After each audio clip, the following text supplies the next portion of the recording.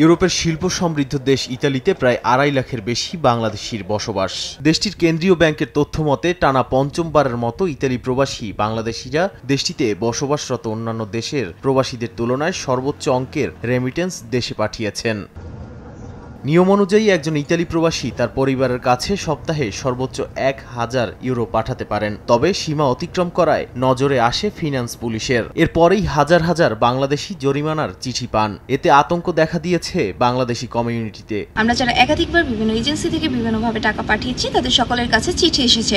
যেসব এজেন্সি এইভাবে টাকা পাঠিয়ে দিয়ে থাকে বিভিন্ন দুইটা নামে, তাদের জরিমানা পরিমাণ 50,000 থেকে 1 লাখ ইউরো পর্যন্ত হচ্ছে।